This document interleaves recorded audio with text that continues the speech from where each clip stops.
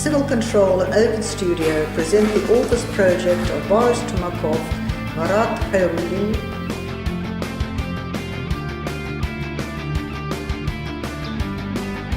Chronicles of Environmental Lawlessness.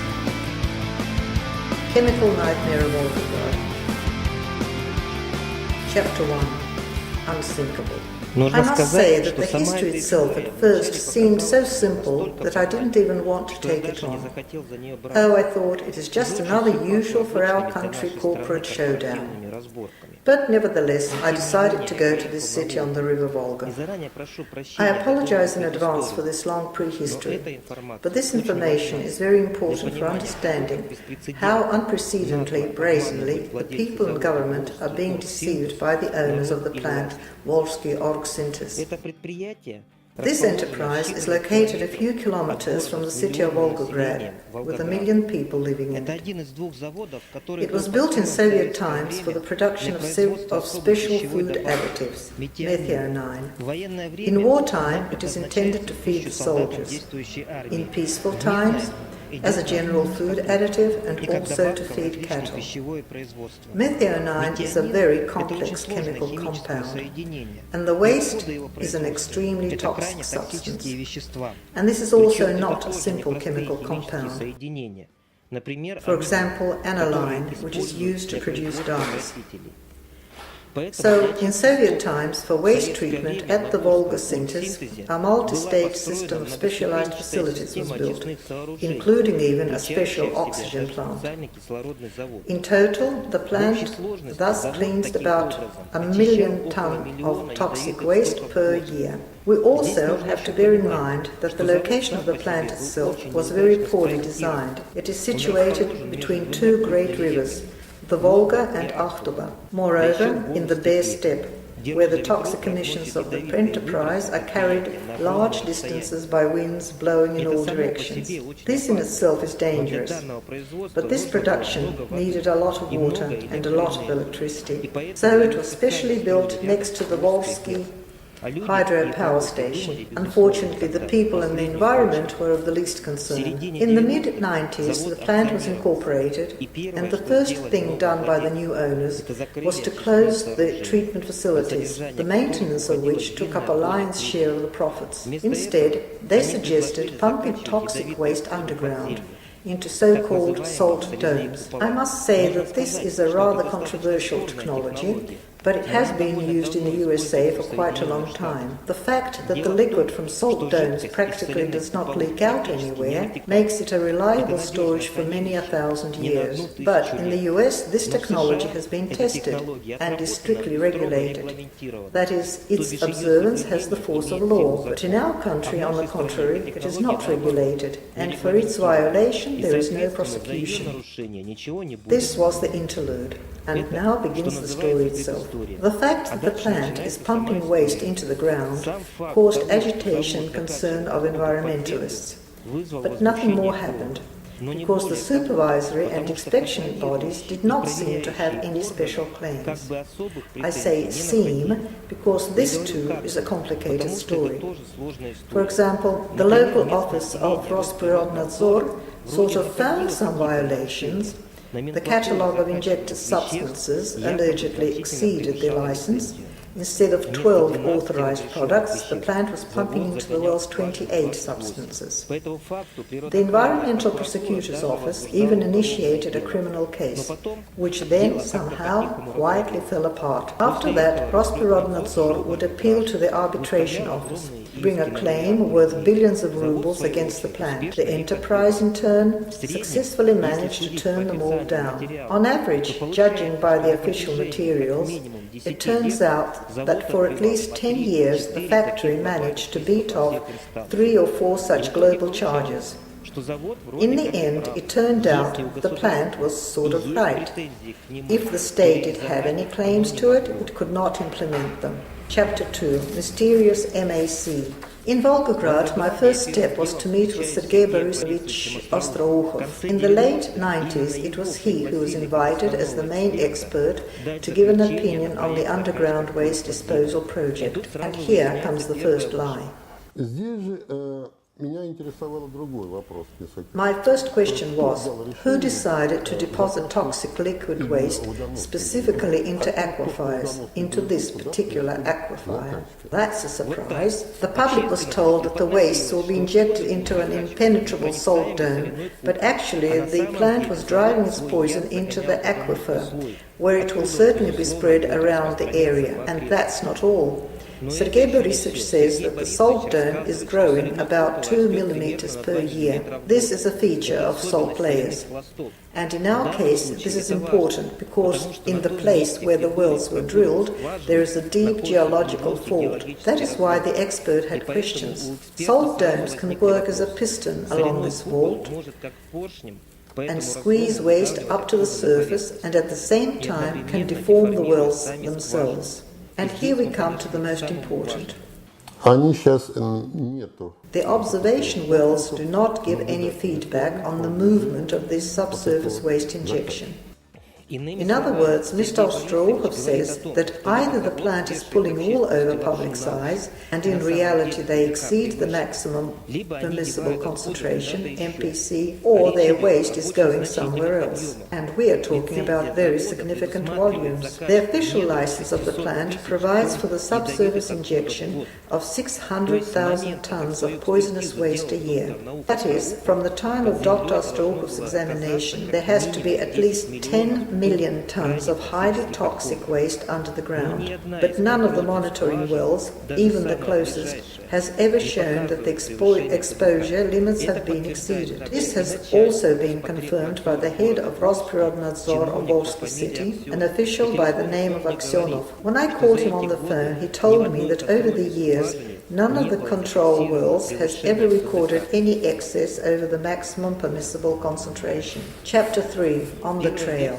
The first version that comes to mind is that Oxcentis is dumping these wastes somewhere else. Moreover, in the 90s, environmentalists had already caught this plant red-handed. They found an illegal pipeline through which the company was dumping their waste straight into the neighboring river Aktova. But this version is immediately rejected by the chief ichthyologist of the Volga branch of the Federal Fishing Agency, Doctor of Science Alexander Yakovlev. If any toxic substances get even locally into the river, it will necessarily cause the death of fish.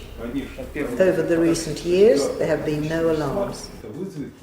The story becomes more and more mysterious. According to official reports, the plant is functioning at full capacity, so their waste has to go somewhere, doesn't it? The situation is clarified by the head of the regional Rospirodnadzor, an officer by the name of Sarkisov.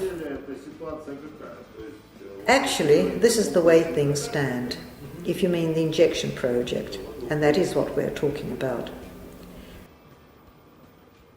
Then we must say that the injection project is not only a system of underground structures, wells, into which the waste is pumped, but also a system of settlers for wastewaters or tailings ponds.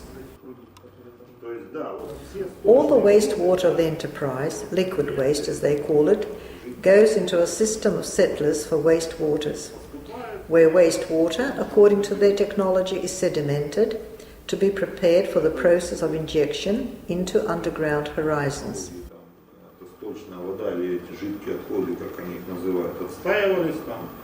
И, будем говорить, и подготавливались к процессу закачки уже в подземный горизонт. На сегодняшний день... To date, the results of the audit that we conducted revealed that, first of all, none of these tailings ponds was mentioned or taken into account in the documents they provided us for approval.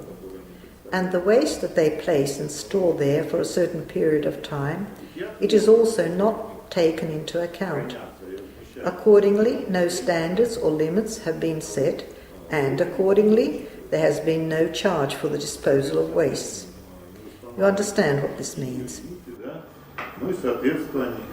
Не осуществлялась плата за размещение этих отходов. Вы понимаете, что это такое? Our task was to first determine the amount and to set the hazard class of these wastes. Установить класс опасности этих отходов. According to our data today, this waste is defined as first-class hazard. This in itself is already a sensation, because the plant declares everywhere that the substances that go underground are of second class. But this is only part of the problem. According to the technology for pumping waste underground, it must first be accumulated in special containers. According to Professor Ostrovov, these tanks should be closed. This is very important, because otherwise this fluid mineralizes because of the fumes and the well is clogged up. That is, the pores in the reservoir where the wastes are pumped get clogged and the wells are blocked. According to Sarkisov, his office also found first class of danger waste in these tanks.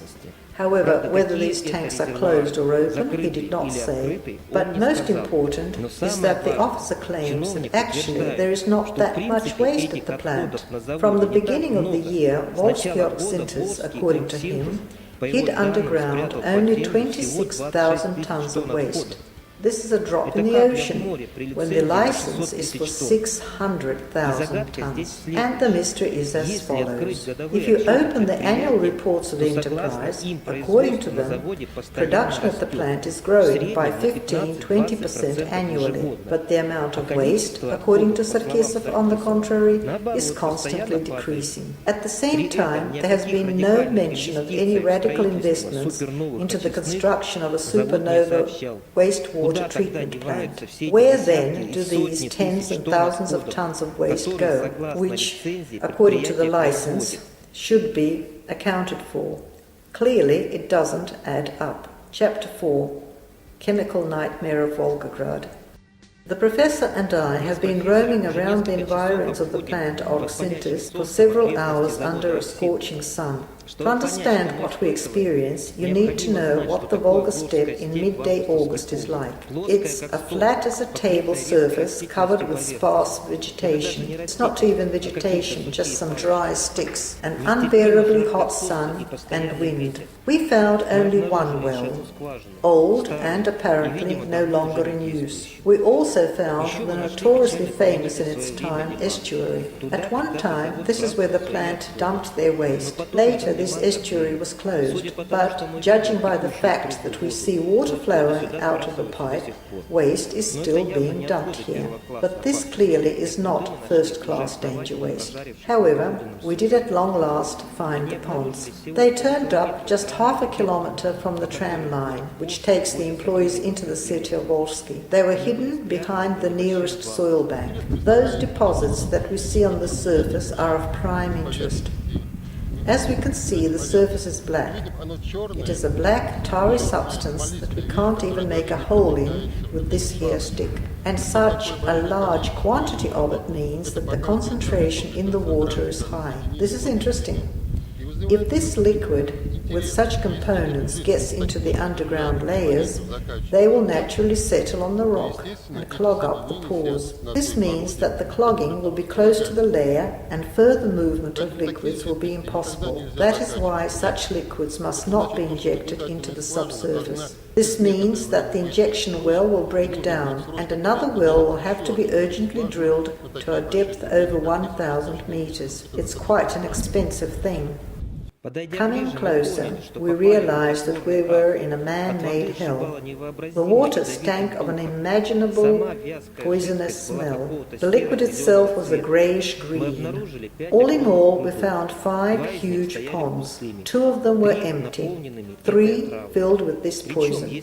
Moreover, if 2 ponds had some sort of structures that could be taken for pumping stations, which pumped the waste underground, the third and the largest pond, located closest to the plant, had nothing at all on it. Moreover, while we were standing near it, a toxic green liquid was pouring into it.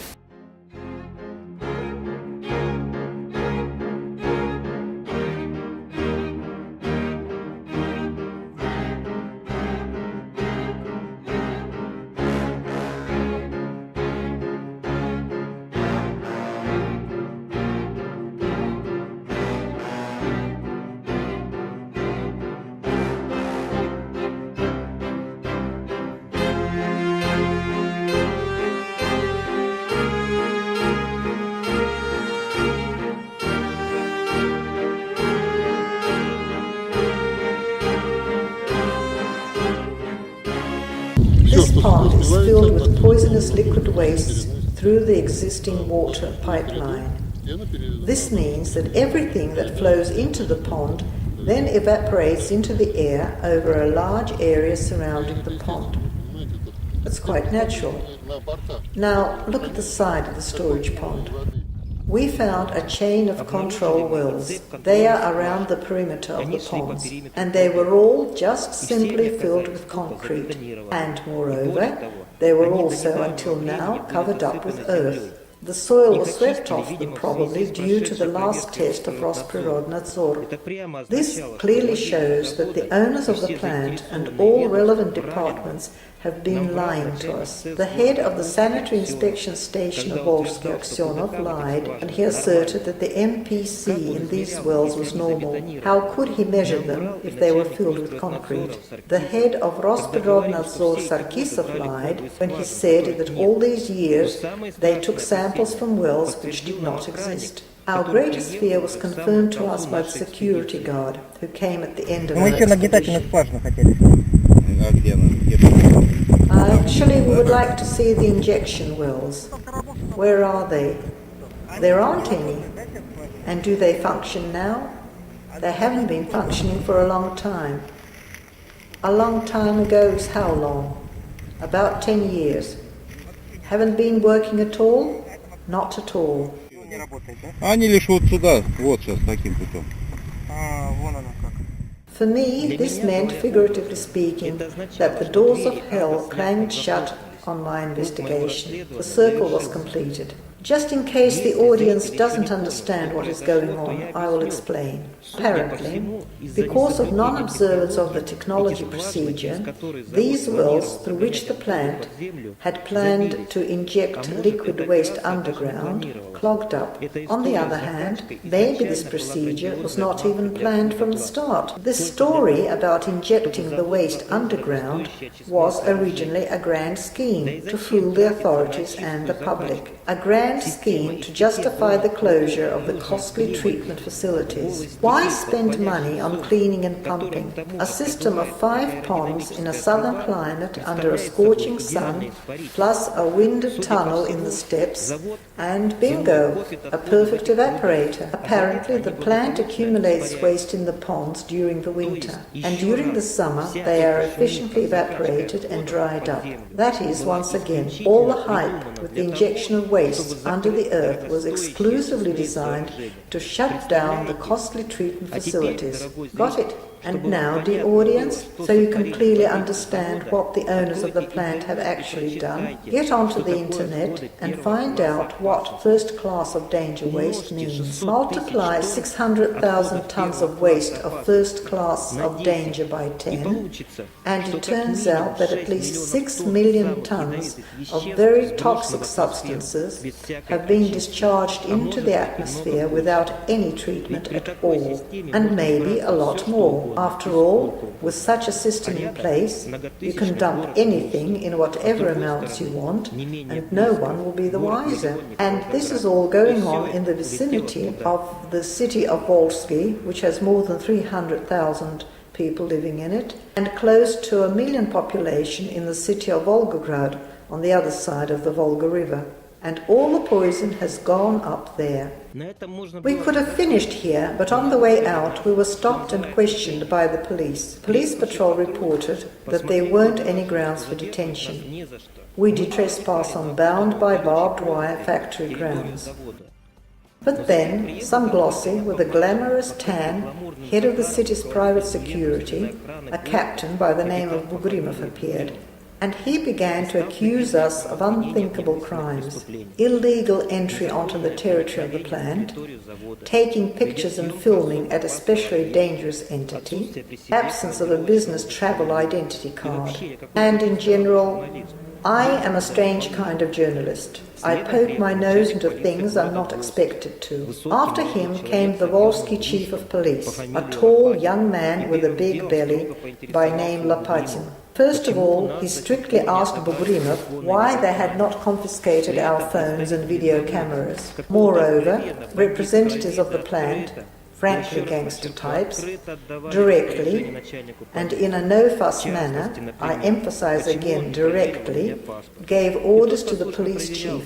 In particular, for example, why hadn't he examined my passport? And he dutifully checked it. You know, I looked at the well-fed, smooth-faced chief of police Lopatyn and understood that this man was adapted to protecting anyone, but not the people. All these men, plant manager, gangster types, at that moment merged together in unison, and with a fierce hatred accused me. Of what? Why?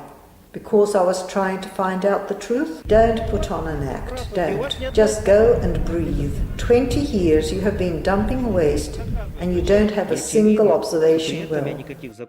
Thankfully, I did not violate any laws. Imagine what would have been done to me if I had broken a rule. These people, in my opinion, have betrayed and sold their people, especially the police head Lopatyn and the glamorous Captain Volgograd. This is doubly tragic because they are supposed to protect this nation. Moreover, the main consumer of the end product is Germany. It is exported to Germany, and now we are detained on the eve of the anniversary of the victory in the Battle of Stalingrad, when the whole city is covered with festive posters devoted to this event. And while people are celebrating the victory, enterprises openly and brazenly are poisoning them. And all this is covered up by Captain Volgograd and his chief Lopatyn. You know, I really feel sad and painful for my people.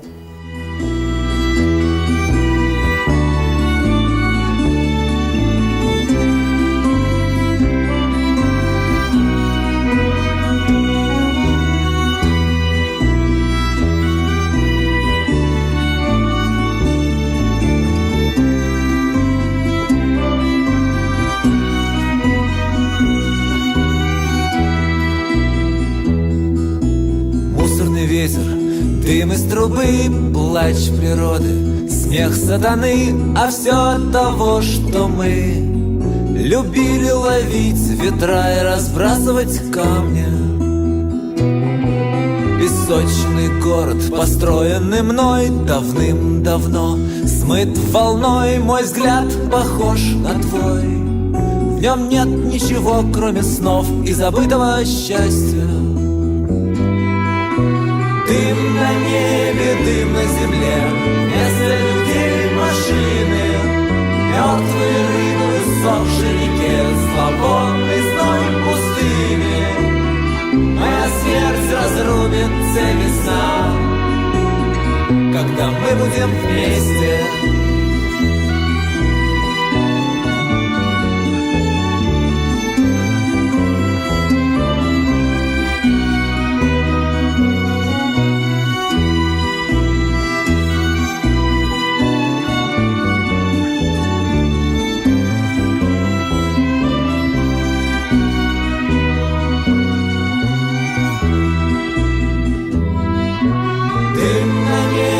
Дым на земле, вместо людей машины, мертвые рыбы в иссохшей реке, зловонный зной пустыни. Моя смерть разрубит цепи сна, когда мы будем вместе.